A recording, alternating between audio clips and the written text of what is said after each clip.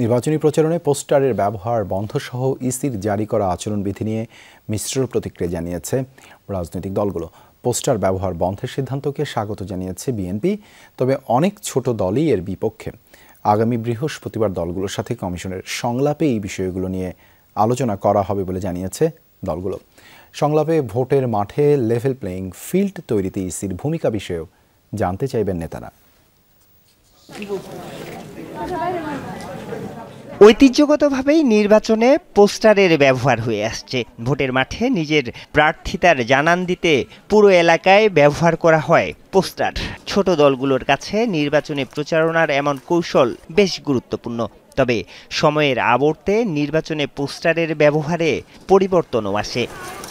ত্রয়োদশ জাতীয় সংসদ নির্বাচন থেকে প্রচারের সনাতনী এই ব্যবস্থা বাদ দিয়ে নির্বাচনী আচরণবিধির গ্যাজেট প্রকাশ করেছে ইসি। বলা হয়েছে, পোস্টারের পরিবর্তে প্রচারণা চালাতে ফেস্টুন, ব্যানার ও বিলবোর্ড ব্যবহার করতে পারবেন প্রার্থীরা। আচরণবিধি মানতে দলীয় অঙ্গীকারনামা দেওয়ার বাধ্যবাধকতা রাখা হয়েছে। আর এমন আচরণবিধি নিয়ে মিশ্র প্রতিক্রিয়া জানিয়েছেন রাজনৈতিক দলগুলো।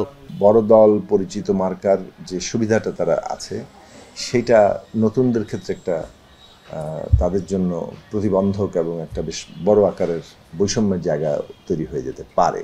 ফলে প্রশ্নগুলো বিবেচনা করা দরকার। গ্র্যাজুয়ালি তো আমাদেরকে তো আস্তে আস্তে একটা কি বলবো, একটা সিভিলাইজড সোসাইটিতে পরিণত হতে হবে। Postering is actually nonsense. সব জায়গায় মানুষের বাড়ি ঘরে লাগিয়ে দিচ্ছে, দোকানে লাগিয়ে দিচ্ছে।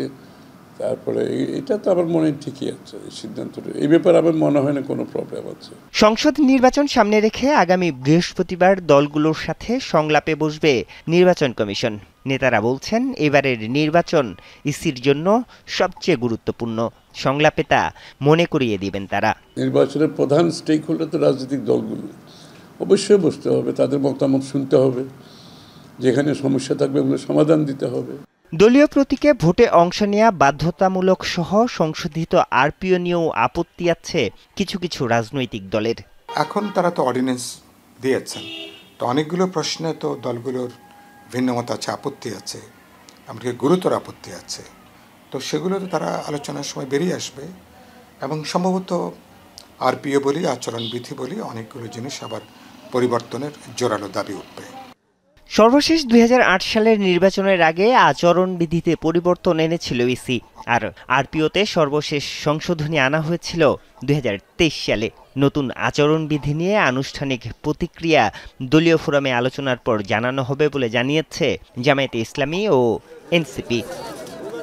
আরিফুর রহমান সবুজ, যমুনা নিউজ, ঢাকা।